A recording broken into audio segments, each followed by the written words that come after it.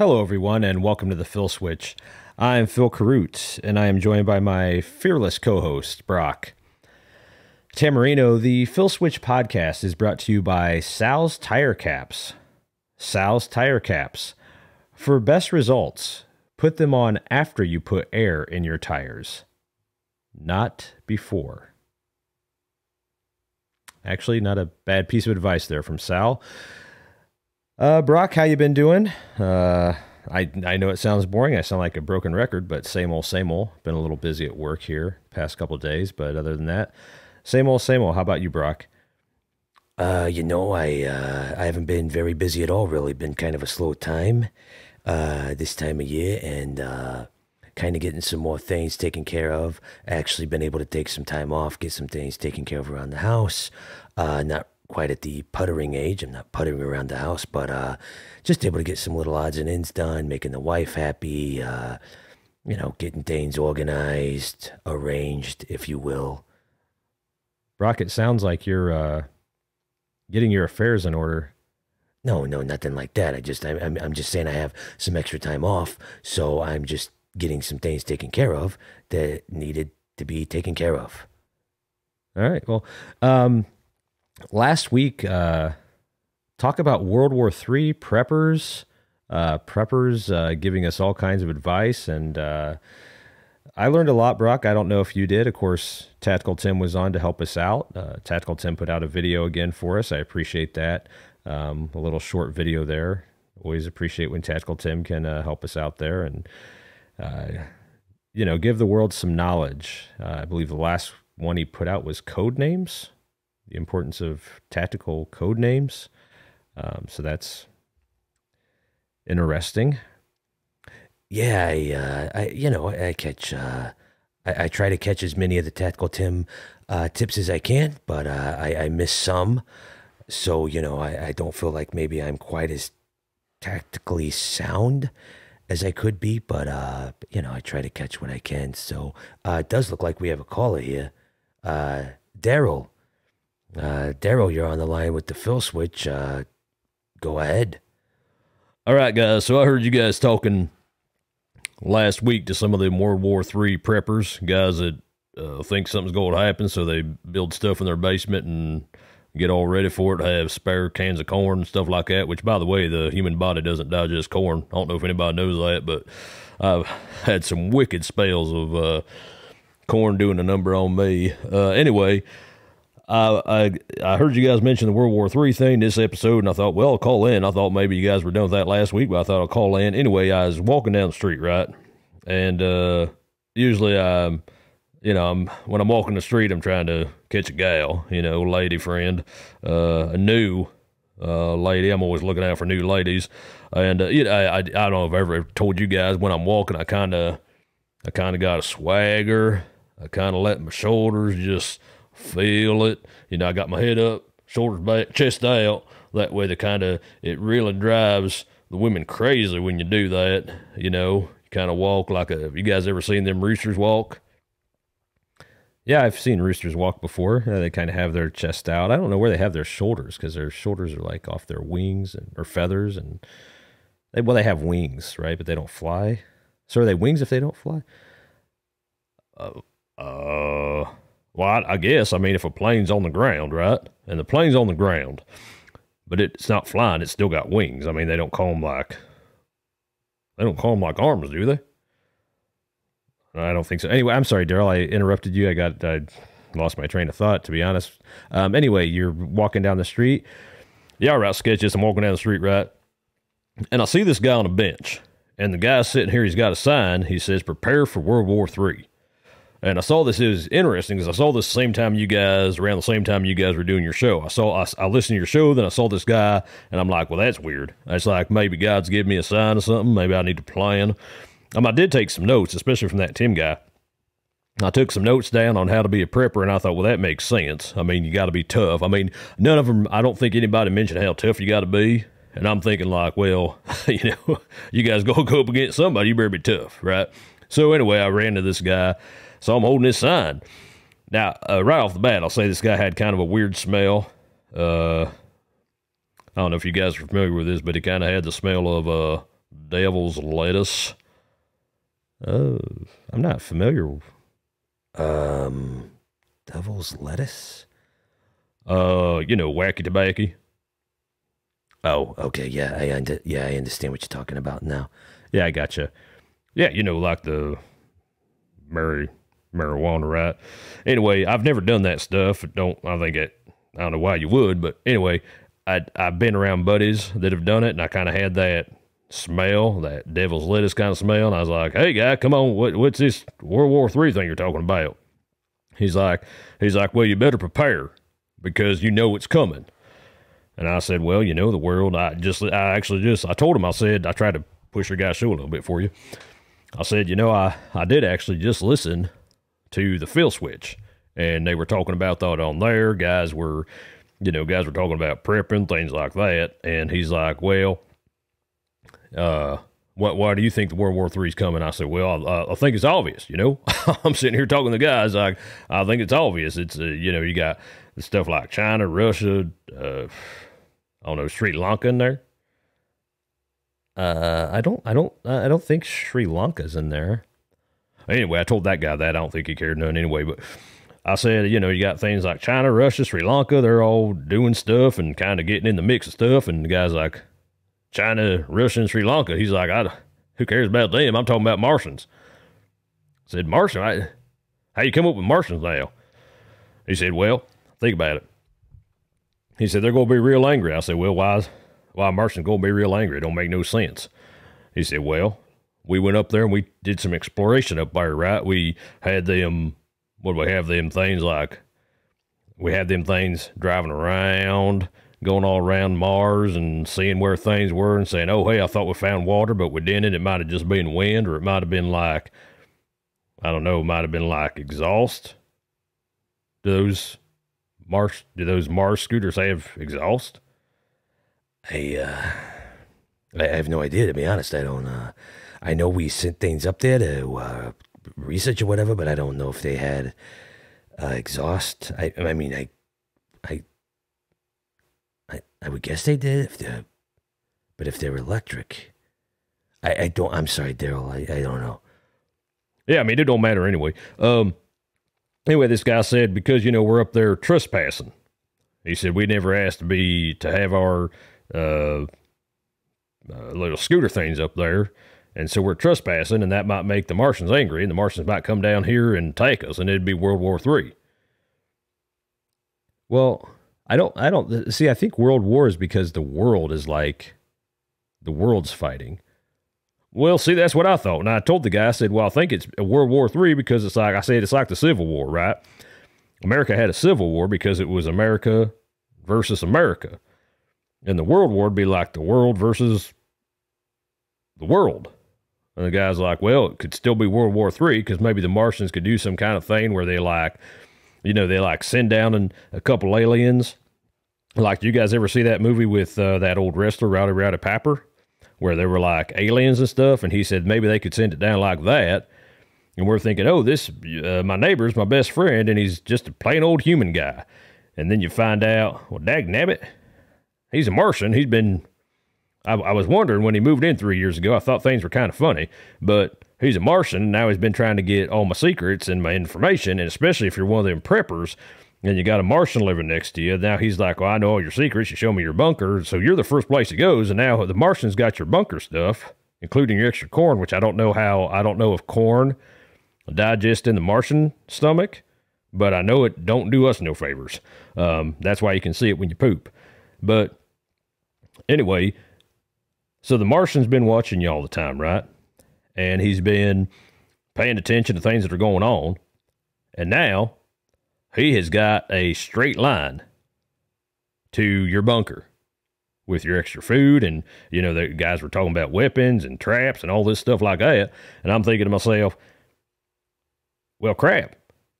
This guy's got a point. This guy smells like devil's lettuce and holding this sign, prepare for World War III.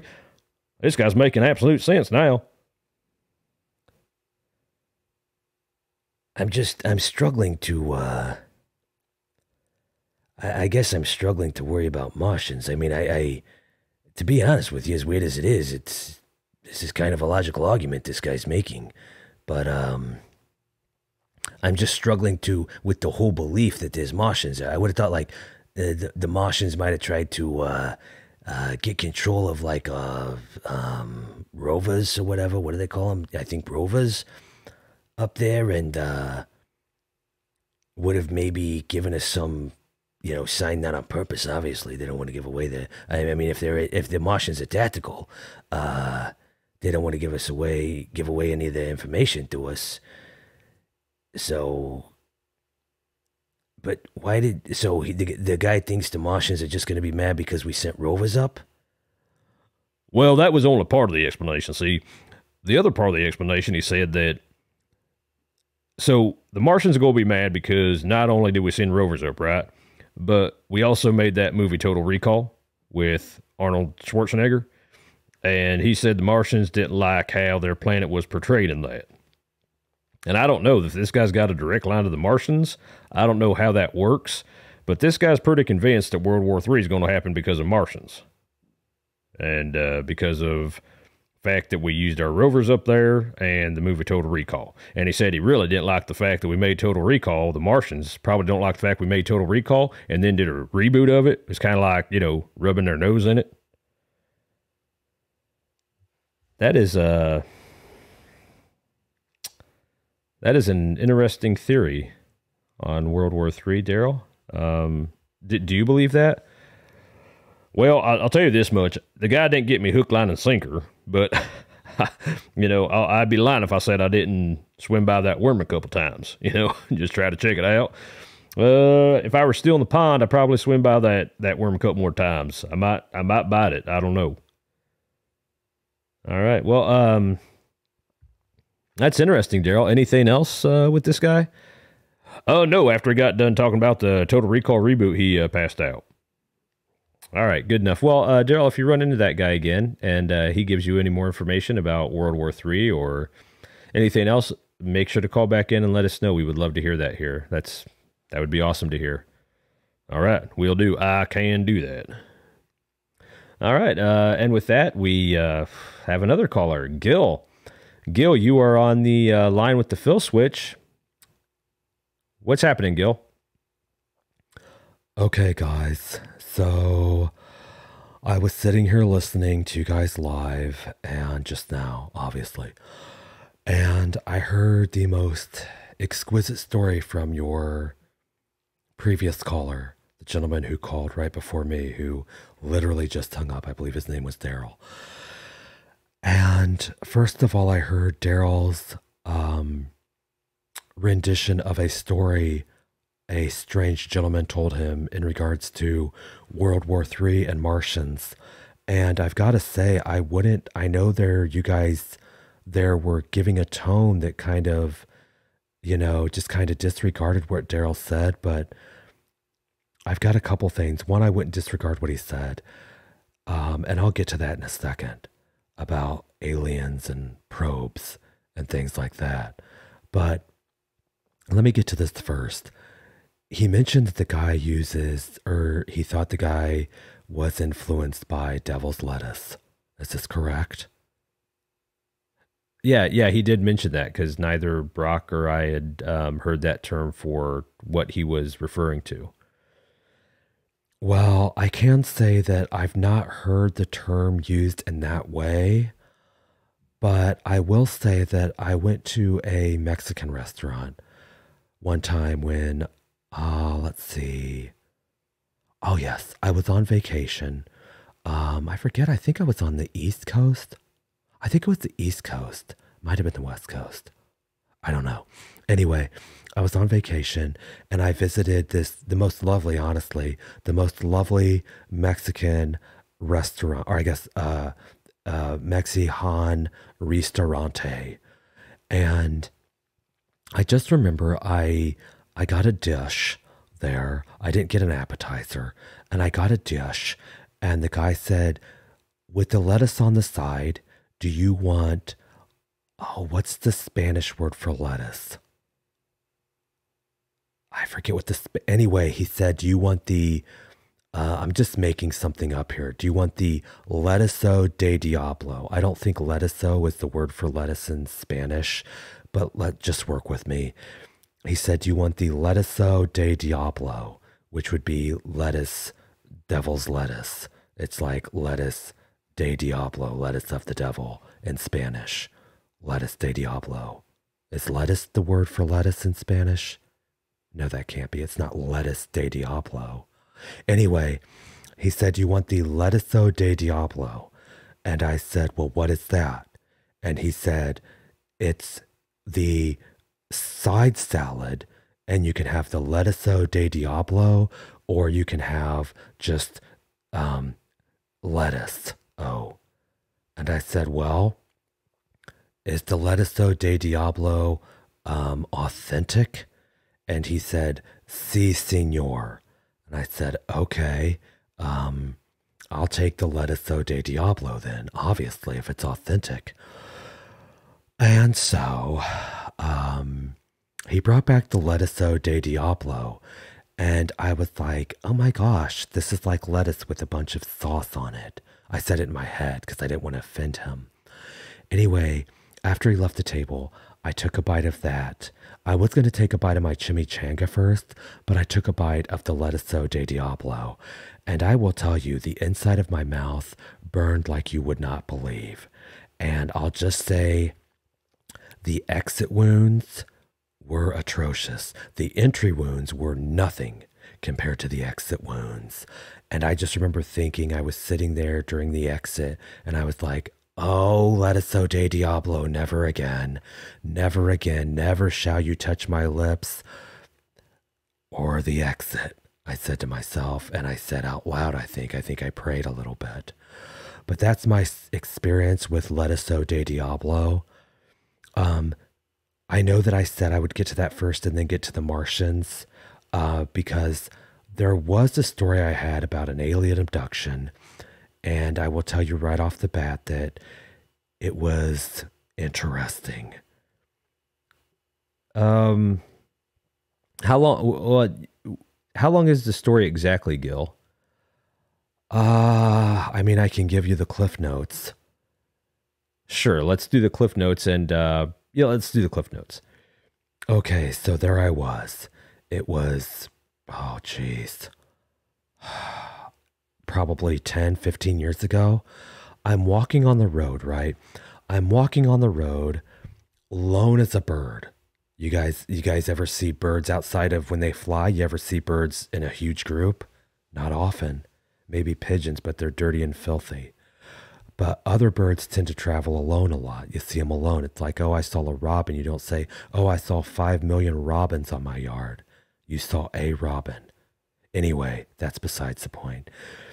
I was walking on the road, and it was that time in the day, like where it's the sun's going down, but the moon's also coming up. It's like, it's not like daylight time, but it's not nighttime. Do you guys follow me? Yeah. I follow you. Yeah. Okay, so it's that time. Thank you, Brock. It's that time. And all of a sudden, I'm walking lone as a bird, and I feel warmth. And it's a nice day outside, but it's not hot. So like, I'm just feeling like, oh, this is the perfect temperature. It's perfectly regulated to my body. But now I'm feeling some real warmth. And I look up into the sky and I see the brightest light. And out of my peripherals, I can still see the moon and the sun. And I'm like, this is not the sun. I remember thinking to myself, Gil, you're warm, you're feeling warmth, and this is not the sun that you're looking up at, Gil. I said, it's not the sun. What's going on?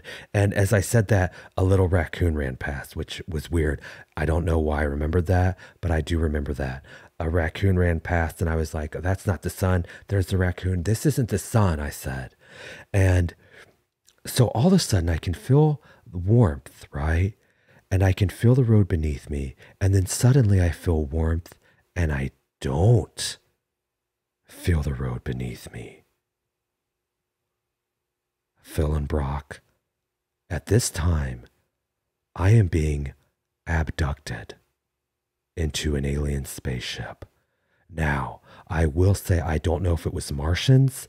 I don't know if it was another species of alien, or is it a nationality? I don't know how that works. Like if you're from Mars, you're a Martian, but I don't think Mars is Mars a nation? I don't know. Anyway, I don't know if it was Mars's national species, but Mars national species. Mars's? Is that with a Z then? Anyway, I don't know if these aliens originated from Mars, but I remember, I don't remember a lot, but I remember there was this portion of them that was very sweet and gentle, and there was this portion of them that was very aggressive. And I remember when I first got up there, they were very sweet and gentle, and then they were very aggressive during the probing. Now the probing started. Gil, I tell you what. Let's save the rest of, let's save the rest of that. We're almost out of time. I tell you what.